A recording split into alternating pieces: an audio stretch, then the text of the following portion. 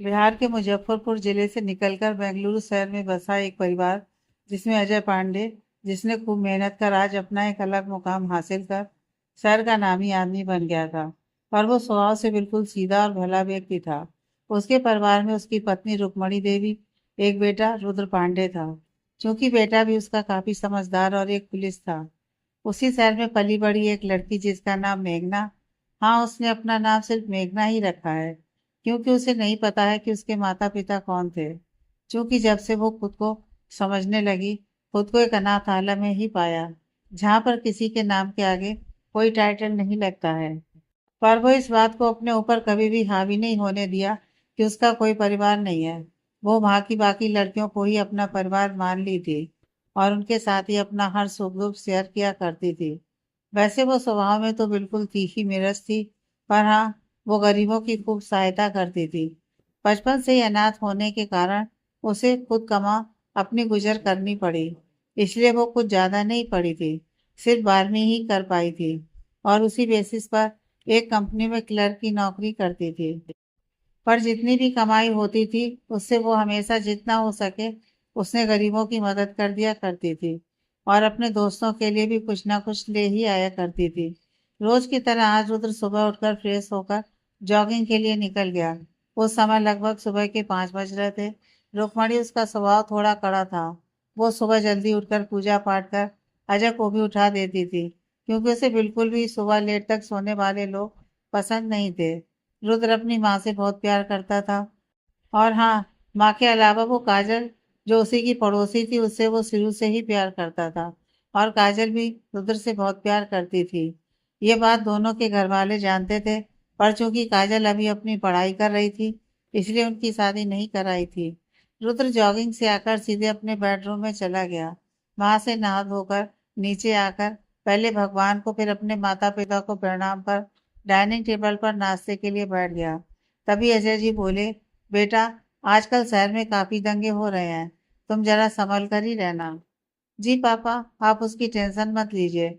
हमारा फर्ज है कि हम जनता का हिफाजत पहले करें, बाद में खुद का सोचें। क्यों माँ, मैं सही बोल रहा हूँ ना? हाँ बेटा, आप सही बोल रहे हैं।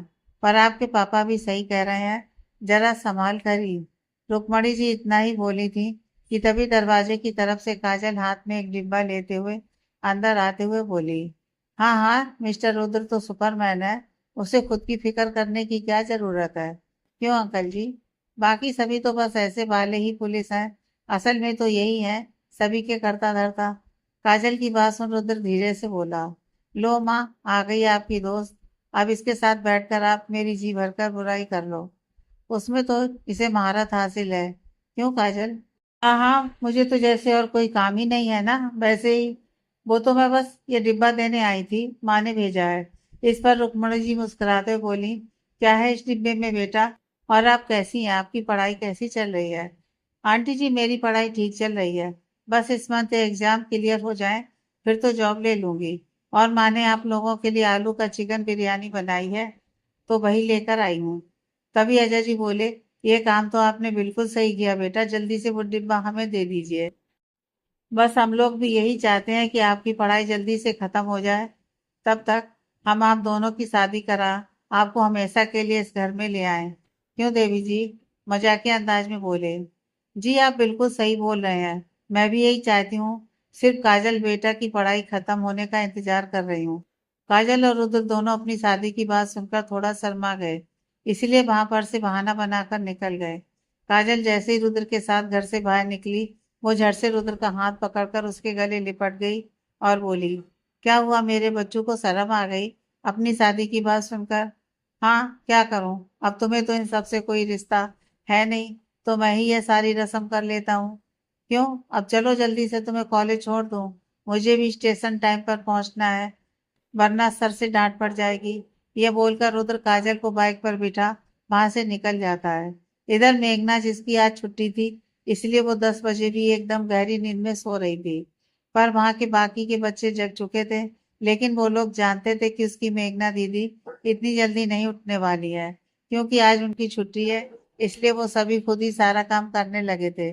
क्योंकि मेघना को सिर्फ एक काम ही नहीं आता था, और वो था खाना बनाना। बाकी वो बाहर का सारा काम संभाल लेती थी।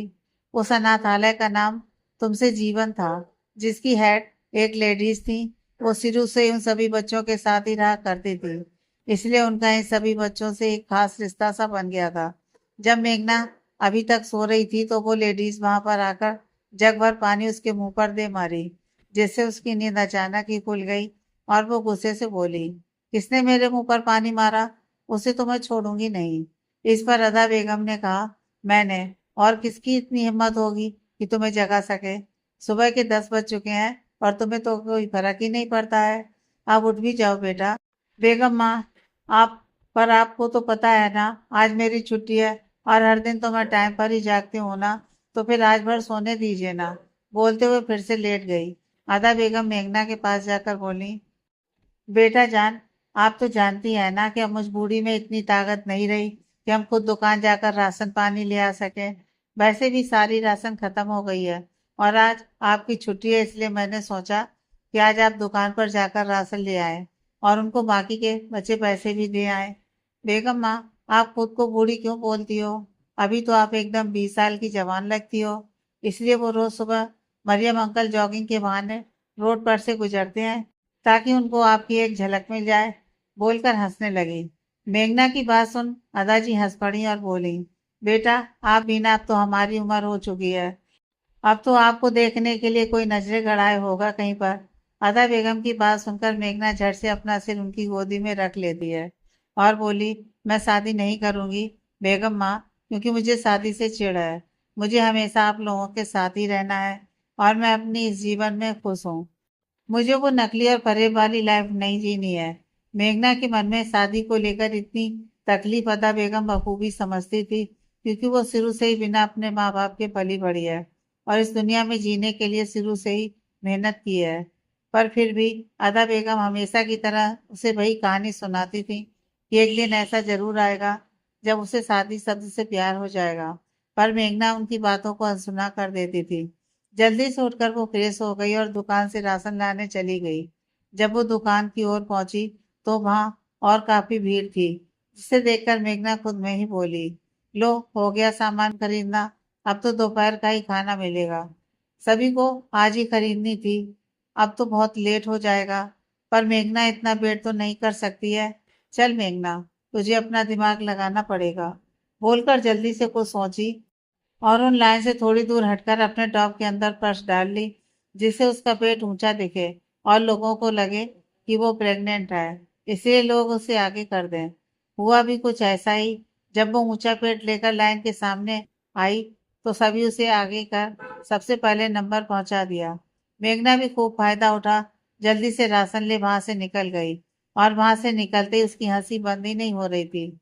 जब वो अनाथालय पहुंची तो उसको इतना हंसते देख राखी, जो उसी के साथ पली हम उम्र थी, पूछी, अरे मेघना, ये तू कहाँ से आ रही है और इतना हंस क्यों रही है? अगर किसी ने तुझे ऐसे हंसते हुए देख लिया ना, तो उन्हें लगेगा कि तू पागल हो गई है। अरे राखी, लोग मुझे पागल समझेंगे, पर उन्हें क्या पता कि मैंने उन्हें पागल बनाया है। ये बातें मेघना हंसते हुए बोली, क्या मतलब है तेरा? मैं कुछ समझी नहीं। वो बेगम माँ ने मुझे राशन का सामान लाने के लिए बोला था, तो मैं वहीं गई थी। लेकिन जब मैं दुकान पर गई तो वहां और काफी लंबी लाइन लगी हुई थी। अब तू तो जानती ही है, मैं इतनी देर तो खड़ी रहने से रही, इसलिए मैंने उन लोगों के सामने अपने टॉप में पर्स डाल पहुंच गई, जिससे उन लोगों को लगा कि मैं प्रेग्नेंट हूँ और सभी मुझे सहानुभूति दिखाते हुए सबसे पहले सामान लेने के लिए आगे कर दिया। मैं भी जल्दी से सामान लेकर वहां से निकल गई, क्योंकि मुझसे उन लोगों के सामने अपनी हंसी कंट्रोल नहीं हो पा रही थी। अदा बेगम मेघना की सारी बात सुन लेती हैं और उसकी तरफ आते हुए बोली, अल्लाह, कब तो इस लड़की को अकल देगा।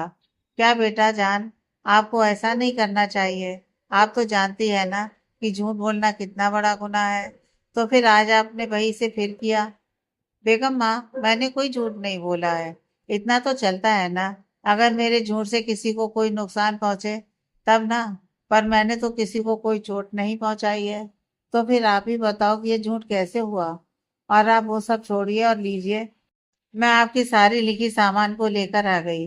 वो थैला उनके हाथ में पकड़ाते हुए वो राखी के साथ वहां पर से निकल जाती है। अदा बेगम वहीं खड़ी अपने माथे पर हाथ मारते हुए कहती हैं, हे अल्लाह, मेरी बच्ची को माफ कर देना। इसे कुछ समझ ही नहीं आता है। ये नासमझ ही है। अभी तक बच्चों जैसी हरकत ही करती है। पता नहीं कब ये बड़ी होगी। बोलकर अंदर चली जाती है। मेघना राखी के साथ हमेशा की तरह उस अनाथालय की कुछ ही दूरी पर एक नदी थी, जहां पर वो दोनों हमेशा जाया करती थी, चाहे फिर खुशी हो या दुखी। मेघना और राखी दोनों उस नदी की ओर चली जाती हैं। राखी जब वहां पर पहुंचती है तो वो मेघना की ओर देखते हुए कहती है, चल अब बोल, तेरे मन में क्या चल रहा है।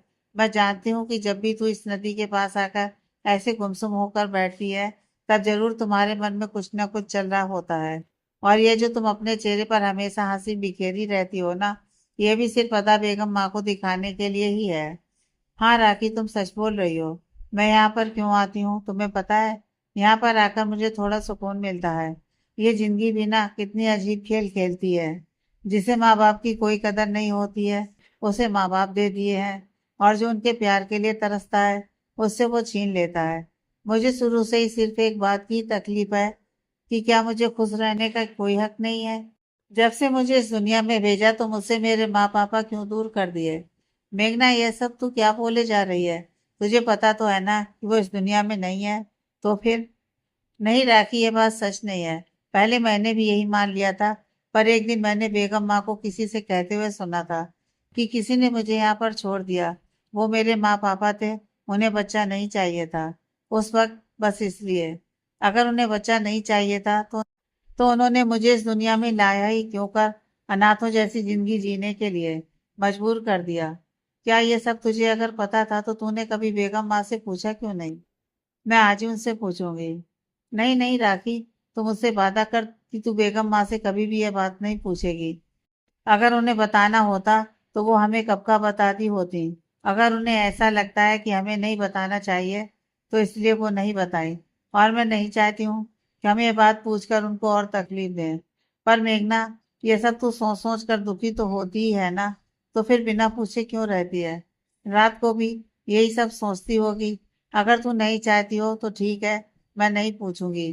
पर एक बात तुम्हें भी मुझसे प्रॉमिस करनी होगी कि आगे से तू भी कभी भी ये बात सोचकर दुखी नहीं होगी। नहीं तो मैं भी बेगम माँ से पूछ लूंगी, समझी?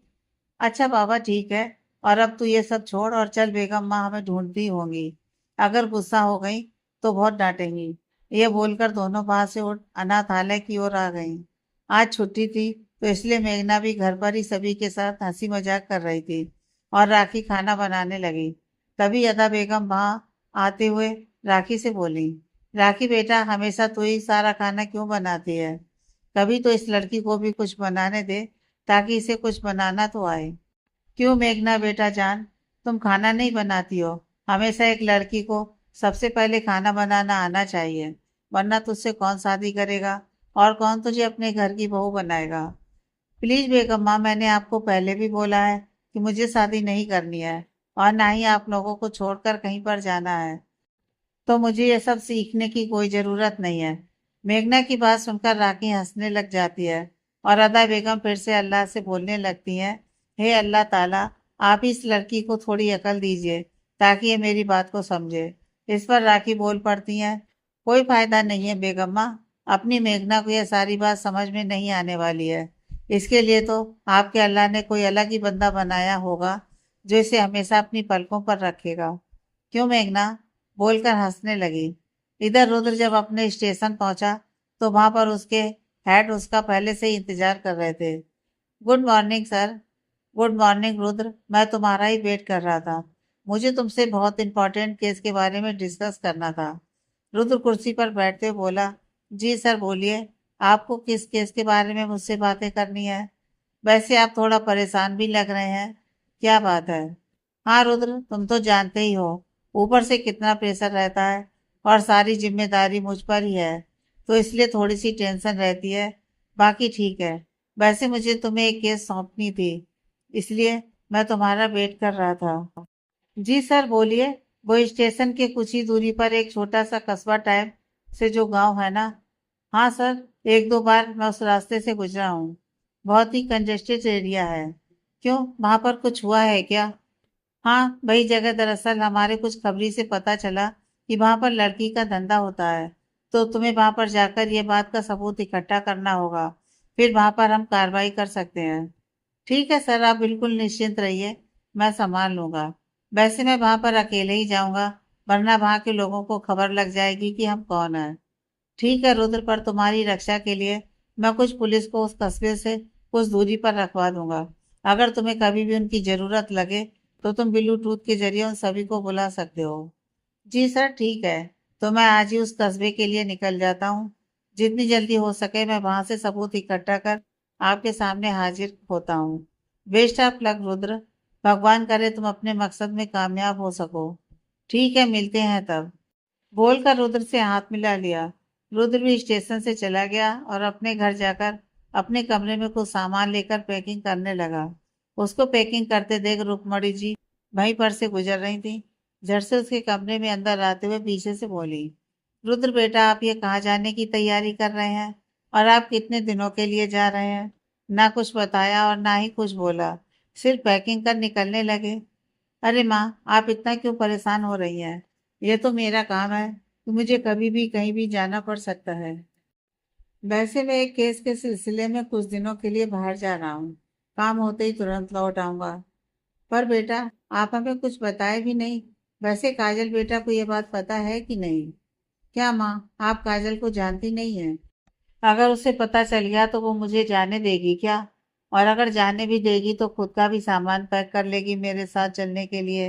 अब आप ही बताइए कि मैं उसे अपने साथ कहाँ ले जाऊं? बोलकर हंसने लगा। अच्छा अच्छा, अब आप जल्दी से चलिए, खाना खा लीजिए। फिर तो कब आएंगे पता नहीं। हर कुछ दिन में आप कहीं ना कहीं जाते ही रहते हो। मुझे ये बात समझ में नहीं आती कि आपके हेड को हर केस आपसे ही सॉल्व करवानी होती है। अरे मेरी भोली और प्यारी माँ, प्लीज अब आप इमोशनल मत होइए। आप जानती हैं ना कि मैं आपको इमोशनल नहीं देख सकता हूँ, नहीं तो मेरा मूड भी ऑफ हो जाता है। तो प्लीज आप अब ये अपने चेहरे पर से मायूसी हटाइए और एक प्यारी सी स्माइल ले आइए। अरे हाँ बेटा जी, मैं बिल्कुल ठीक हूँ। मैं एक पुलिस वाले की माँ हूँ। हमें खुशी है कि हमारा बेटा अपने देश के काम आ रहा है। वो तो बस माँ है ना, तो थोड़ी सी दुखी हो जाती है। पर कोई ना, आप जाइए और अपना काम पूरा कर लीजिए। हम काजल को समझा देंगे, ठीक है? रुद्र रुक्मणी जी के गले लगकर प्यार भरी आवाज में बोला, थैंक यू माँ, और मैं 2 से 3 दिन में लौट आऊंगा। अभी निकलता हूँ। बोलकर रुद्र अपने घर से निकल जाता है। इधर जब काजल कॉलेज से अपने घर आती है तो वो अपने घर में बैग रखकर सीधे रुद्र के घर आ जाती है और उससे पूछने के लिए कि आज वो उसे लेने क्यों नहीं आया।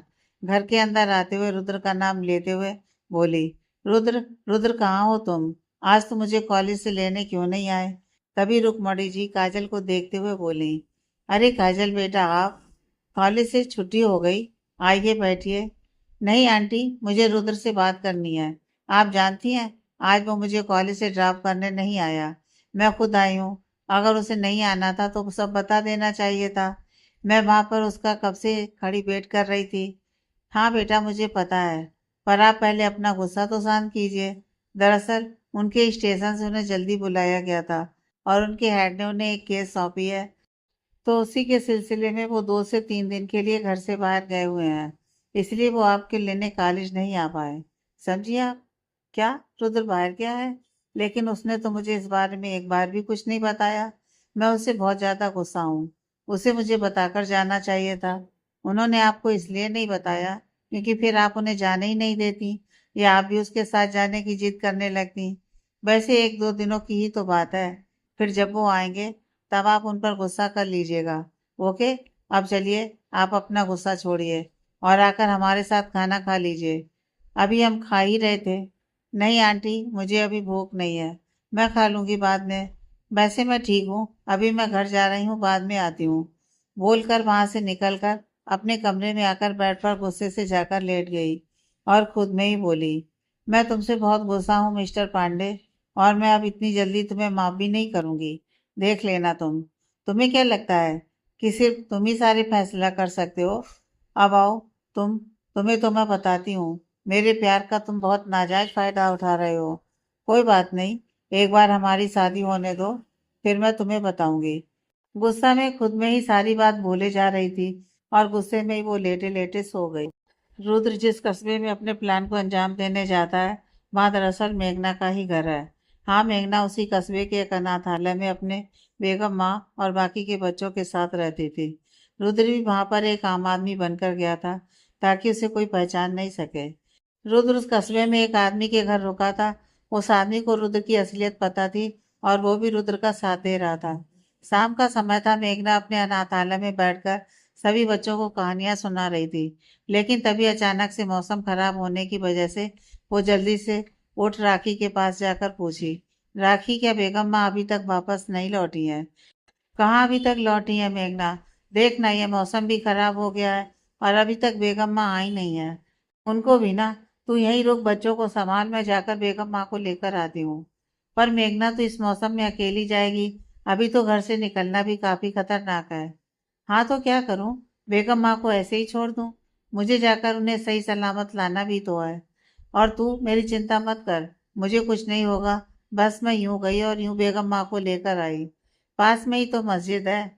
बोलकर मेघना जल्दी से दौड़कर वहां से निकल मस्जिद की तरफ चली गई। जब वो रास्ते में निकली तो और भी ज्यादा भयानक मौसम हो गया। जोर जोर से मेघ का गर्जन और चारों तरफ से हवाएं चलना, मानो कि कुछ अनहोनी होने वाली हो।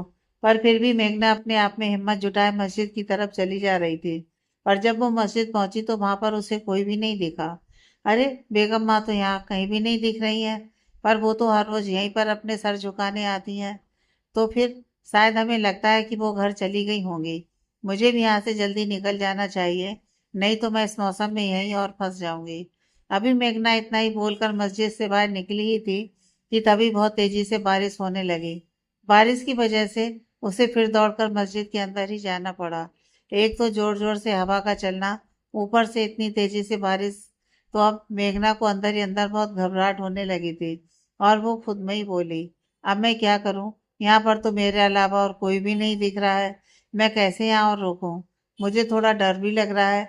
ऊपर से पता नहीं बेगम माँ घर पहुंची भी होंगी या नहीं। मैं क्या करूं? अभी वो ये सारी बातें खुद से किए जा रही थी कि तभी उसके कानों में किसी और की आवाज आई। जैसे उसे लगा कि वहां और उसके अलावा कोई और भी मौजूद है, तो वो झट से अपने आप को तैयार कर लिया और पीछे मुड़कर जैसे ही मारने वाली थी कि तभी रुद्र ने उसका हाथ पकड़ लिया। इन दोनों की ये पहली मुलाकात में ये दोनों ही एक दूसरे को कुछ देर तक देखते ही रह गए। पर जैसे ही मेघना ने अपने हाथ को रुद्र के हाथों में देखा तो झट से उसे छुड़ाते हुए बोली, ओ मिस्टर, हेलो, कौन हो तुम? और मुझे क्या कमजोर समझ रखा है क्या? यह मत समझना कि मैं अकेली हूँ तो तुम कुछ भी कर सकते हो। मुझे अच्छे से कराटे आते हैं। एक दूंगी ना तो सारी याददाश्त भूल जाओगे। मेघना डर के मारे बड़ी बड़ी डींगे हाँके जा रही थी। अरे अरे, तुम मुझे गलत समझ रही हो। मैं ऐसा वैसा कुछ नहीं करने वाला हूँ। वो तो बस मुझे यहाँ पर तुम्हारी आवाज़ सुनाई दी तो मैं यहाँ पर आ गया। मैं इस कस्बे में नया हूँ, आज ही आया था। पर शाम में घूमने के लिए जब घर से निकला तो यहाँ पर आकर फंस गया और मुझे यहाँ का कुछ ज़्यादा पता भी नहीं है। तो यहीं और रुककर बारिश के रुकने का इंतजार कर रहा था। तभी मुझे तुम्हारी आवाज़ सुनाई दी। ओह, तो आप हमारे गांव में नए आए हो? मेघना ये बोलकर अपने सर पर हल्का सा मारते हुए बोली। मैं भी ना कुछ से कुछ सोचने लग जाती हूँ। वैसे मेरा नाम मेघना है। मैं इस गांव की एक एक गली को अच्छे तरीके से जानती हूँ। पर इस वक्त तो यहीं पर रुकना पड़ेगा, क्योंकि बाहर जाना मतलब खुद परेशानी में पड़ने वाली बात हो जाएगी। मेरा नाम रुद्र है, रुद्र पांडे। मैं यहाँ पर कुछ काम से आया हूँ। एक दो दिनों बाद वापस चला जाऊंगा। मेरा घर शहर में है। ओह अच्छा, पर कोई बात नहीं। चलिए, अभी के लिए तो आप यहीं पर हैं, तो क्यों ना हम कुछ बातें ही कर लें। उससे हमारा समय भी बीत जाएगा और हमें एक दूसरे का साथ भी मिल जाएगा। वैसे आइडिया बुरा नहीं है। ये बोलकर रुद्र और मेघना दोनों एक साथ हंसने लगे। फिर दोनों भाई मस्जिद में बैठकर बातें करने लगे। बातें करते करते दोनों को कब नींद आ गई उन्हें पता ही नहीं चला। और जब सुबह उनकी आंखें खुली तो उनके सामने काफी लोग इकट्ठा होकर आपस में हल्ला कर रहे थे। जैसे ही मेघना और रुद्र को लगा कि कुछ हुआ है तो वो झट से उठ खड़े हो गए। और मेघना एक आदमी से पूछी, क्या हुआ भैया, आप इतने गुस्से में क्यों लग रहे हैं? और इतने सारे लोग यहाँ पर इकट्ठा क्यों हुए हैं? अरे सुनो भैया, ये लड़की हम ही से पूछ रही है कि क्या हुआ है। पहले तो खुद गुल खिलाती है और फिर ऐसे अनजान बनने के नाटक करती है जैसे इसे कुछ पता ही ना हो। भैया, ये आप क्या बोले जा रहे हैं? मैंने क्या कर दिया? तभी सामने बेगम माँ और राखी भी दिखती हैं। दौड़कर उनके पास जाना चाहती है, पर कुछ गांव की औरतें उसे पकड़ लेती हैं। मेघना जोर से बोलती है, मुझे छोड़ो, मुझे बेगम माँ के पास जाना है, और आप लोगों ने मुझे ऐसे क्यों पकड़ा है? मेघना की ऐसी हालत देखकर अदा बेगम और राखी की आंखों से आंसू बहे जा रहे थे, पर वो लोग भी इन गांव वालों के सामने कुछ भी नहीं कर पा रहे थे। तभी रुद्र को काफी गुस्सा आ गया, और वो उन गांव वालों के सामने जाकर गुस्से से बोला, ये आप लोग मेघना के साथ ऐसा क्यों बर्ताव कर रहे हैं? आखिर उसने ऐसा क्या कर दिया जो उसे और उसके परिवार को इतना परेशान कर रहे हैं? रुद्र की बात सुनकर सभी गांव वालों का गुस्सा और तेज हो गया, और उसमें से एक आदमी ने बगल में पड़े एक पत्थर उठाकर मेघना की तरफ मारते हुए बोला, भाइयों, इस लड़की को मारो, ये हमारे समाज में रहने के काबिल नहीं है। अगर आज इसे छोड़ देंगे तो आगे चलकर हमारे बच्चे भी ऐसे ही करने लगेंगे। उसकी बात को सुनकर सभी पत्थर उठा मेघना को मारने लगे। मेघना को ऐसे चोटिल होते देख रुद्र उसके आगे आकर खड़ा हो गया और गांव वालों को समझाने की कोशिश करने लगा कि उनके बीच में ऐसा कुछ भी नहीं हुआ है, जैसा कि वो समझ रहे हैं। पर रुद्र की बात किसी गांव वालों ने नहीं सुनी। इतने में रुद्र को कुछ समझ में नहीं आया कि वो मेघना को इन गांव वालों से कैसे बचाए, इसलिए उसने जल्दी से सामने रखी तलवार को झट से उठा लिया। उसकी तलवार उठाते ही सभी लोग थोड़ा पीछे हटे, पर अभी भी उनका गुस्सा शांत नहीं हुआ था। इसलिए रुद्र जल्दी से तलवार की धार पर अपनी एक उंगली रखी और उसे काट लिया, जिससे खून जाने लगा। यह देखकर सभी थोड़ा समझने की कोशिश करने लगे कि रुद्र करना क्या चाहता है। तभी उसने सीधे अपने खून से मेघना की मांग भर दी। जैसे ही रुद्र ने मेघना की मांग भरी, मेघना की आंखें खुली की खुली रह गईं, और वहां पर खड़े बाकी के लोग भी हैरानी से रुद्र की ओर देखने लगे। रुद्र भी गुस्से में सबकी तरफ मेघना की मांग को दिखाते हुए बोला, लो, अब हो गई है मेरी पत्नी, और अब खबरदार जो तुम में से किसी ने भी इसको या इसके परिवार वालों को मारने की कोशिश की, अब से मैं इसका पति हूँ। रुद्र के मुंह से यह सारी बात मेघना को समझ में नहीं आ रही थी। वो जानती थी कि रुद्र उसे बचाने के लिए सिर्फ उसकी मांग भरा है, पर जैसे भी हो, हुआ तो ये शादी ही ना, और अब रुद्र ही उसका पति है। रुद्र के ऐसा करने से सभी गांव वाले शांत होकर वहां से अपने अपने घर की तरफ चले गए, पर मेघना वहीं पर खड़ी रोई जा रही थी। रुद्र को भी कुछ भी समझ में नहीं आ रहा था। तब राखी और अता बेगम उन दोनों को अनाथालय लेकर आ गई। मेघना को राखी चुप कराने की कोशिश कर रही थी और बोल रही थी कि उसने कुछ भी गलत काम नहीं किया है और वो दोनों ही निर्दोष हैं। तब अदा बेगम रुद्र के पास जाकर उसे पानी का गिलास देते हुए बोली, मैं जानती हूँ बेटा कि आपने सिर्फ मेघना को बचाने के लिए ही उसकी मांग भरी है, पर आपको ऐसा नहीं करना चाहिए था। अब जो भी हो, आप उसके पति हैं और आपको उसे अपने साथ लेकर जाना ही होगा, नहीं तो ये समाज इसे वैसे भी नहीं जीने देंगे। तभी मेघना बोल पड़ी। बेगम माँ की बात सुनकर उठकर उसके पास आते हुए बोली, पर क्यों बेगम माँ, मैं नहीं चाहती कि मैं इन पर बोझ बनूं। इससे अच्छा तो यही है कि ये लोग मुझे मार डालें, पर मैं इनके साथ कहीं भी नहीं जाऊंगी। उस पर रुद्र कहता है, देखो मेघना, मैं जानता हूँ कि ये बात हजम करना बहुत मुश्किल है हम दोनों के लिए ही, पर मेरे पास एक रास्ता है इन सबसे निकलने का। वो क्या है, आप मुझे बताइए, मैं करने के लिए तैयार हूँ। देखो, मैंने जो भी किया सिर्फ और सिर्फ तुम्हें बचाने के लिए किया। ये गांव वाले वरना तुम्हें उसी समय मार डालते, पर अभी अगर मैं तुम्हें अपने साथ लेकर नहीं गया तो भी वो लोग वही करेंगे। इससे बेहतर यही होगा कि तुम मेरे साथ चलो। हम 6 महीने के बाद डाइवोर्स ले लेंगे, फिर तुम यहाँ पर आ जाना। तब तक सारे लोग ये बात भूल चुके होंगे और उन्हें बता देना कि हमारे बीच बन नहीं पाया, इसलिए मैंने तुम्हें डाइवोर्स दे दिया, समझी? वैसे भी मेरी कुछ ही दिनों बाद शादी होने वाली थी। अब अगर काजल को ये सारी बात पता चलेगी तो पता नहीं वो कैसे रिएक्ट करेगी, पर मैं उसे समझा लूंगा। बोलकर वो घर के अंदर चला गया। मेघना भी वहीं पर खड़ी रुद्र को जाते हुए देखती रही। मेघना वहीं खड़ी रुद्र को जाते देख मन ही मन खुद में से बोली, ये भगवान, तुमने मेरे साथ क्या कर दिया? मुझे एक ऐसी डोर से बांध दिया जिससे मुझे बचपन से ही नफरत है, और वो भी 6 महीने का समय भी दे दिया। मेरी किस्मत के साथ तू हमेशा क्यों खेलता है? पर मैं भी हार नहीं मानूंगी। मैं भी देखती हूँ कि तू मुझे किस हद तक तकलीफ देता है। वैसे भी मुझे इस दुनिया में भेजकर तूने कौन सा सही काम किया है जो अब कुछ सही करेगा? मेघना अपने अंदर बार बार खुद को झकझोर रही थी। ये बात राखी बखूबी समझ रही थी कि मेघना पर इस वक्त क्या बीत रही है, इसलिए वो उसे लेकर उसी नदी के पास चली जाती है जहां पर वो दोनों हमेशा जाते थे। मेघना काफी उदास भरी आवाज में राखी से बोली, राखी, तू मुझे यहाँ पर लेकर क्यों आई है? उदासी भरी आवाज में बोली।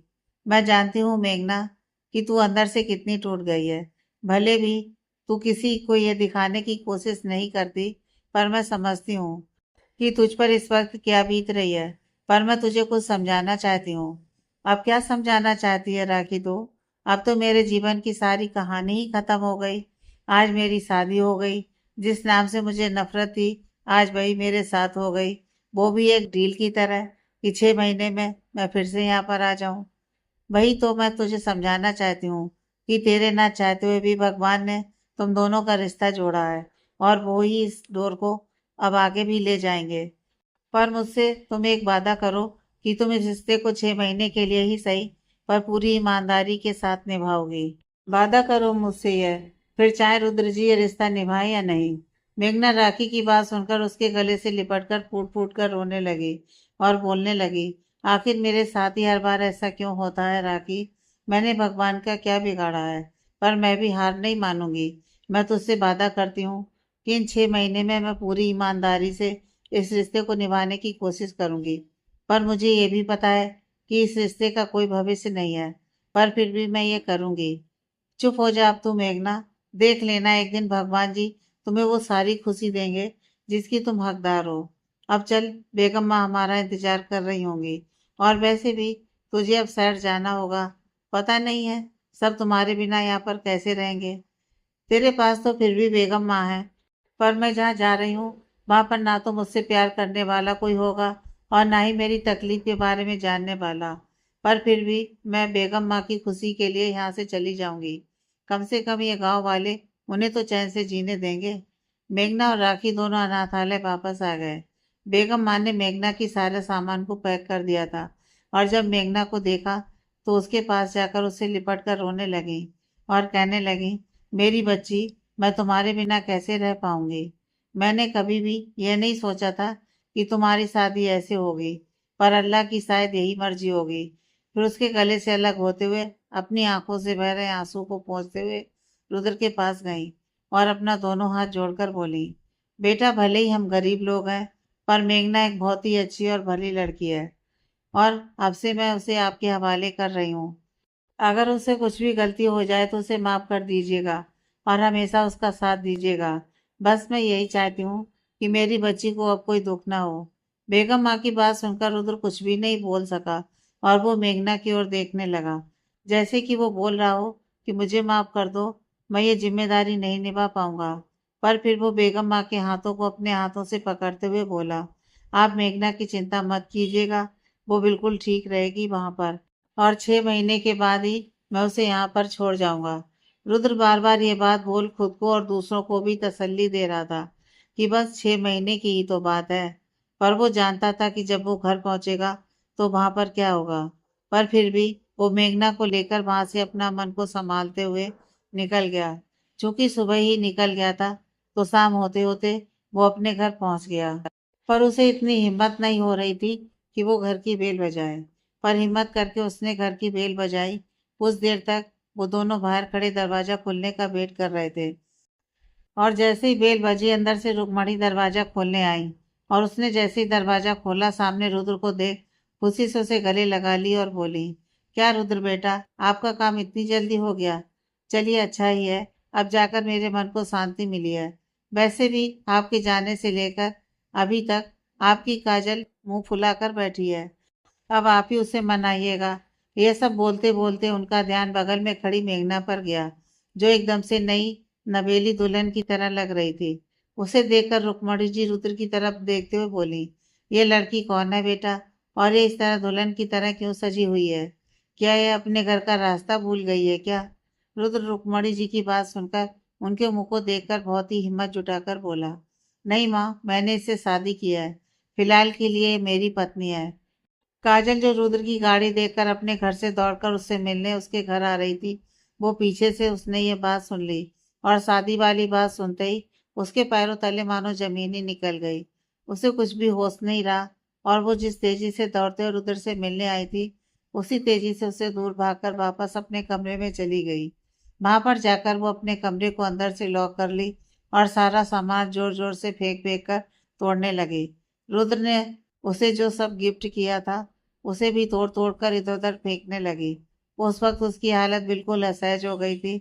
उसे कुछ समझ में नहीं आ रहा था कि आखिर उसके साथ हुआ क्या है। बस वो जोर जोर से रोए जा रही थी। उसकी ऐसी हालत देखकर उसके माँ पापा को कुछ भी समझ में नहीं आ रहा था। वो दोनों बार बार काजल को दरवाजा खोलने के लिए बोल रहे थे, पर काजल के कानों में उनकी आवाज तक सुनाई नहीं दे रही थी।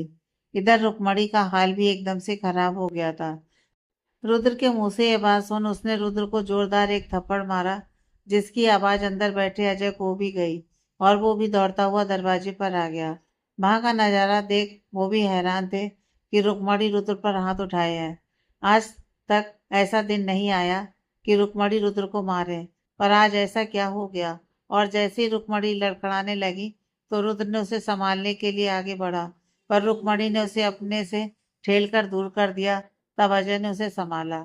वो रुद्र से पूछा, आखिर हुआ क्या है बेटा, मुझे भी कोई कुछ बताएगा। इस पर रुक्मणी अजय की तरफ गुस्से में देखती हुई बोली, अरे आपको नहीं पता, चलिए मैं आपको बताती हूँ। हमारे बेटे ने शादी कर लिया है, वो भी इस लड़की से जो हमारे सामने खड़ी है। अजय जी को यह बात सुनकर बहुत बड़ा झटका सा लग गया, पर वो खुद को संभालते हुए रुद्र से बोले, रुद्र तुम लड़की दोनों अंदर आओ, बाहर तमाशा करने की कोई जरूरत नहीं है। अजय के कहने पर दोनों अंदर आ गए। मेघना को तो मानो कि एकदम से आंख सूंघ गया हो, क्योंकि उसके सामने आज तक ऐसा कभी भी नहीं हुआ था।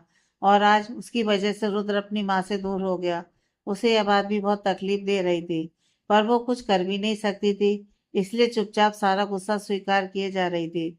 रुक्मणी कुछ देर चुप रहने के बाद बोली, आज से मेरा इस लड़के से या ये लड़की से कोई भी रिश्ता नहीं है। आज से मेरा बेटा मेरे लिए मर चुका है। रुक्मणी के मुंह से यह शब्द सुनकर रुद्र के पैरों तले जमीन निकल गई और वो रुक्मणी के पैरों पर गिर गया और बोला, प्लीज माँ, आप मुझे जितना मारना चाहती हो मार लो, चाहे मुझे डांट लो, पर अपने से दूर मत करो प्लीज माँ। आप जानती हैं कि मैं आपसे कितना प्यार करता हूँ। रुद्र को ऐसी हालत में देखकर मेघना को जरा सा भी अच्छा नहीं लग रहा था, इसलिए वो भी आगे आकर अपने दोनों हाथों को जोड़ते हुए रुक्मणी जी से बोली, प्लीज माँ जी, इसमें इनकी कोई गलती नहीं है। सारी गलती उस समय की है और मेरे गांव वालों की भी। एक तो रुद्र की हरकत के कारण वैसे भी रुक्मणी का गुस्सा सातवें आसमान पर था। अब जब मेघना की आवाज सुनी तो उनके गुस्से का कोई ठिकाना नहीं रहा और वो मेघना की तरफ बढ़कर उसे जोर का एक थप्पड़ मारते हुए बोली, तुम्हारी इतनी हिम्मत कि तुम मुझे समझाओगी कि मुझे पता है ये सारा किया धरा तुम्हारा ही होगा। मेरा बेटा है ही भोला, किसी की तकलीफ नहीं देख सकता है। किया होगा कोई ड्रामा तूने और तेरे परिवार वालों ने मिलकर और फंसा लिया मेरे बेटे को। तभी रुद्र फिर से रुक्मणी के सामने आकर बोला, नहीं माँ, ऐसा कुछ भी नहीं है जैसा आप सोच रहे हैं। प्लीज आप एक बार मेरी बात तो सुन लीजिए, फिर आपको जो भी कहना होगा कह लीजिएगा। प्लीज पापा एक बार माँ को बोलिए ना कि वो मेरी बात सुन ले। इस पर अजय कुछ देर चुप रहने के बाद बोले, रुक्मणी, हमें एक बार रुद्र की बात सुन लेनी चाहिए, फिर तुम्हें जो सही लगे वो कर लेना, मैं तुम्हें मना नहीं करूंगा। इस पर रुक्मणी भी बोली, ठीक है, जो भी बोलना है बोलो, मैं भी तो जरा सुनूं। ऐसी कौन सी मजबूरी आ गई तुम दोनों की जो तुम्हें शादी करनी पड़ गई। तब रुद्र ने बताता है कि उनके साथ वहां पर क्या क्या हुआ और किस कारण उसे मजबूर होकर मेघना की मांग मारनी पड़ी।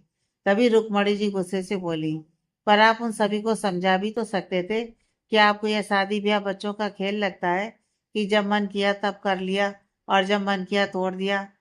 पर माँ, आप तो जानती है ना कि मैं काजल से कितना ज्यादा प्यार करता हूँ और मेरी पत्नी वही हो गई। ये रिश्ता सिर्फ मजबूरी से बंधा है, तो आप ही बताओ कि क्या ये सही है। मुझसे ये रिश्ता निभाने के लिए अब मत बोलने लग जाइएगा प्लीज। ये सुनते ही अजय जी एकदम गुस्से भरे लहजे में बोल पड़े, ये क्या बकवास कर रहे हो तुम रुद्र। हाँ, हमने माना कि ये जो भी हुआ वो सब एक मजबूरी थी और शादी तो झूठी नहीं है, तो क्या आप इन्हें यहाँ पर 6 महीने के लिए लाए हैं। तभी रुक्मणी जी बोली, आप चुप रहिए जी, रुद्र ठीक बोल रहा है। चलो, कम से कम आपको ये तो समझ है कि आपके साथ ये लड़की नहीं बल्कि काजल जैसी लड़की होनी चाहिए। और हम अभी से ही आपको बता दे रहे हैं कि इस लड़की को समझा दीजिए कि ये इस घर में चारों तरफ नहीं घूमेंगी।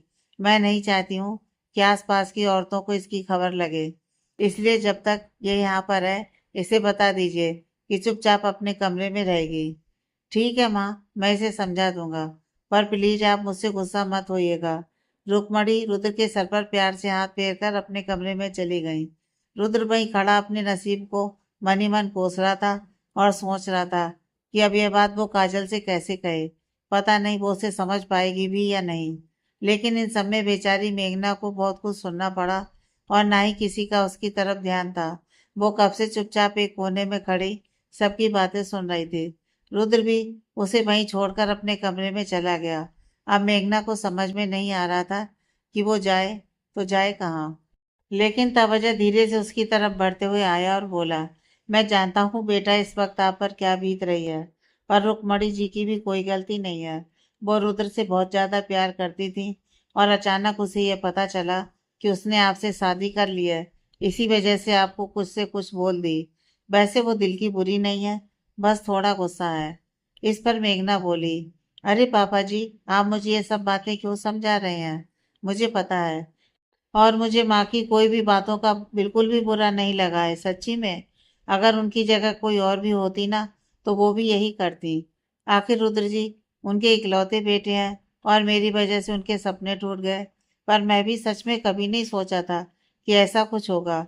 मैं सच बोल रही हूँ पापा जी। अजय जी मेघना के सर पर हल्के से प्यार की हाथ रखते हुए बोले, मैं जानता हूँ बेटा आपकी कोई गलती नहीं है। बस वो हालात ही ऐसे हो गए थे कि कोई कुछ भी नहीं कर सकता था। पर मुझे इस बात की खुशी है कि आप मेरे बेटे की पत्नी बनकर इस घर में आई हैं। बहुत समझदार और सुलझी हुई लड़की हैं आप। मैं तो अब भगवान से बस यही प्रार्थना करूंगा कि आप दोनों की ये जोड़ी हमेशा सलामत रहे। पर ये बात सच नहीं है पापा जी। आप तो जानते ही हैं ना कि हमारी शादी सिर्फ 6 महीने के लिए ही है। उसके बाद रुद्र जी मुझे तलाक दे देंगे। बेटा तुम्हें एक बात बताऊं, ये जोड़ी जो बनती है ना उसे हम इंसान नहीं बनाते हैं और ना ही उसमें दखल दे सकते हैं। हाँ, पर कुछ वक्त लगता है कि वो रिश्ता शायद गलती से जुड़ा है, पर ऐसा होता नहीं है। अभी आपके पास 6 महीने हैं। क्या पता कि इन 6 महीने में कुछ ऐसा हो जाए कि आप दोनों हमेशा के लिए जुड़ जाएं। मेघना अजय जी की बात सुनकर मन ही मन बोली, काश कि यह सच होता पापा जी, पर मेरा नसीब इतना भी अच्छा नहीं है। इसी वजह से मैं इस शादी के नाम से नफरत करती थी। पर होगा तो भाई, जो ऊपर बैठा वो चाहेगा। फिर अजय की तरफ देखकर धीरे से बोली, पापा जी, क्या आप बता सकते हैं कि मैं कहाँ रह सकती हूँ? अगर मैं अपने मन से इधर उधर करूंगी तो माँ और गुस्सा हो जाएंगी, जो कि मैं नहीं चाहती हूँ। वैसे भी मेरी वजह से माँ रुद्र जी से पहले ही काफी गुस्सा है और अब मैं और कुछ उल्टा सीधा करके उनके गुस्से को और नहीं बढ़ाना चाहती हूँ। आप एक बहुत ही भली लड़की हैं बेटा। आप हमेशा याद रखिएगा कि इस घर में मैं हमेशा आपके साथ हूँ। और अगर आपको कुछ भी पूछना हो या कोई परेशानी हो तो आप मुझसे बेझिझक पूछ सकती हैं। आइए हम आपको आपका कमरा दिखा देते हैं। ये बोलकर अजय मेघना को अपने साथ लेकर गेस्ट रूम की तरफ चल दिए। थोड़ी दूर चलने के बाद एक रूम का दरवाजा खोलते हुए अजय मेघना की तरफ देखते हुए बोले, ये लीजिए बेटा, आप इस कमरे में आराम से रह सकती हैं। ये देखकर मेघना के चेहरे पर थोड़ी स्माइल आई, पर तभी वहां पर रुक्मणी जी तेजी से चलती हुई आई और गुस्से में बोली, हाँ हाँ, इसे आप हमारा ही कमरा दे दीजिए ना। ये तो इस घर की मालकिन है ना। इस घर की जमीन पर सोने की तो इसकी औकात है नहीं और आप इसे ये कमरा दे रहे हैं। ए लड़की, तुम यहाँ पर नहीं रह सकती हो। अरे रुक्मणी जी, ये आप क्या बोल रही हैं? मैं मानता हूँ कि आप अभी गुस्से में हो, पर इसका मतलब ये थोड़ी ना है कि आप अपना सारा गुस्सा इस बच्ची पर उतारिएगा। ये बच्ची रुद्र के कमरे में रह नहीं सकती और अब आप बोल रही हैं कि यहाँ पर भी नहीं रहेगी, तो ये जाएगी कहाँ? आपके बेटे ने ही इसे यहाँ पर लाया है। हाँ, इसलिए तो हम इसे झेल रहे हैं। इसे इस घर में रहने दे रहे हैं, यह क्या कम बड़ी बात है? ये हमारे किचन में रहेगी। ए लड़की, तुम आज से किचन में ही रहोगी, समझी? रुक्मणी की बात सुनकर अजय उसे टोकने ही वाला था कि तभी मेघना बीच में ही बोल पड़ी, प्लीज पापा जी, आप वहां से बेकार में कुछ मत बोलिए। मुझे कोई प्रॉब्लम नहीं है किचन में रहने में। वैसे भी वो सच ही बोल रही हैं। हम जहाँ पर रहते हैं वहाँ पर तो ये सारी फैसिलिटी नहीं है ना। और आपके घर का तो किचन भी बहुत अच्छा ही है। मुझे कोई दिक्कत नहीं है वहाँ रहने में। क्या आप मुझे बता सकते हैं कि किचन किस तरफ है? मैं चली जाऊंगी। इस पर अजय उसके चेहरे को देखता रह गया, पर उसकी कोई मदद नहीं कर सका और बस उसे किचन का रास्ता दिखा दिया। मेघना भी अपने चेहरे पर झूठी स्माइल के साथ वहां से नजरें नीची करके चली गई। उसके जाने के बाद अजय रुक्मणी पर गुस्सा करते हुए बोले, आज आपने उस बच्ची के साथ ऐसा बर्ताव करके बिल्कुल भी सही नहीं किया। उसमें उसकी तो कोई गलती नहीं है, जो आप अपना सारा गुस्सा उस पर उतार रही हैं। वो बहुत अच्छी लड़की है, इसलिए वो आपकी सारी बात चुपचाप सुन लेती है। नहीं तो अगर वो इतनी अच्छी नहीं होती ना, तो वो आपको उल्टा जवाब दे सकती थी। हाँ हाँ, इस घर में आप सबको तो मैं ही गलत लगूंगी ना। सबका जो मन करे वो कीजिए, मैं कुछ भी नहीं बोलूंगी। अगर आप मेरे और उस लड़की के बीच में आएंगे तो सोच लीजिए, मैं इस घर को छोड़कर चली जाऊंगी। मैं पहले ही बता दे रही हूँ। बोलकर गुस्से में वहां से अपने कमरे की तरफ चली गई। उसके जाने के बाद अजय वहीं पर खड़ा भगवान से प्रार्थना करते हुए कहता है, हे भगवान, प्लीज आप उस बच्ची का हमेशा साथ देना। बहुत भली बच्ची है और यहाँ पर उसे समझने वाला कोई भी नहीं है। मैं चाहकर भी उसकी कोई मदद नहीं कर सकता हूँ, लेकिन आप उसका साथ तो दे सकते हैं। बोलकर उदासी भरे मन से वो भी कमरे की तरफ चले गए। आज घर में खाना नहीं बना था और किसी ने खाया भी नहीं था। सभी का भूख तो खत्म हो गई थी। रुद्र अपने कमरे में खुद को आईने में देखकर कोसता हुआ बोला, मैं ऐसा कैसे कर सकता हूँ। मैं काजल से बहुत ज्यादा प्यार करता हूँ और मैंने उसे ही तकलीफ दे दी। शायद मेरी ही गलती है। मुझे मेघना का मांग नहीं भरना चाहिए था, चाहे जो हो जाता। ये सोचकर कि उसने मेघना की मांग को भरा था, यह सीन याद आते ही गुस्से से वो अपने सामने सारे सामान को तोड़ फोड़ देता है और फिर थककर बेड पर लेट जाता है। आंखों से आंसू बह जा रहे थे और उसके सामने बार बार वो तस्वीर आ जा रही थी, जब वो गांव वालों ने उसे मजबूर कर दिया था मेघना की मांग भरने के लिए। ये सब सोच सोचकर उसकी तकलीफ और ज्यादा बढ़ रही थी। इधर मेघना भी जब किचन में पहुंची तो वहां पर चारों तरफ सुनसान जगह देख आंखों से आंसू बह निकले। वो किचन के एक कोने में जाकर बैठ गई और आंखों से आंसू पोंछते हुए बोली, मैं इतनी कमजोर नहीं हूँ जो रोऊं। भले ही मुझे भगवान आप कितना भी दुख क्यों ना दो, पर मैं आपके सामने हार नहीं मानूंगी। आप यही चाहते हो ना कि मैं हार मान लूं, पर मैं नहीं मानूंगी। आपने मेरी जिंदगी को एक खेल बना दिया है और ऊपर बैठकर मजे ले रहे हैं। कोई बात नहीं, मैं भी इस सिचुएशन से आपको निकल कर दिखा दूंगी। हाँ, राखी बोली थी कि इस रिश्ते को पूरी ईमानदारी से निभाना, और यहाँ पर पापा जी ने भी यही बोला। पर कोई ये नहीं जानता कि रिश्ता मन से निभाया जाता है। जब रुद्र जी किसी और से प्यार करते हैं तो फिर मेरे कुछ चाहने से क्या होने वाला है। वैसे भी उसमें उनकी कोई गलती नहीं है। वो मुझे बचाने के लिए मेरी मांग भरे थे और मुझे भी तो शादी नहीं करनी थी। यहाँ पर कितना अकेला महसूस कर रही हूँ। कोई नहीं है जो मेरी बात सुन सके, मुझे तसल्ली दे सके कि सब ठीक हो जाएगा। यही सब सोचते हुए वो वहीं पर खाली जमीन पर अपने हाथों से पैरों को समेटे हुए दुबक कर लेट गई और आंखों से आंसू बह रहे थे और उसने अपनी आंखें बंद कर सोने की कोशिश करने लगी। आगे की कहानी नेक्स्ट।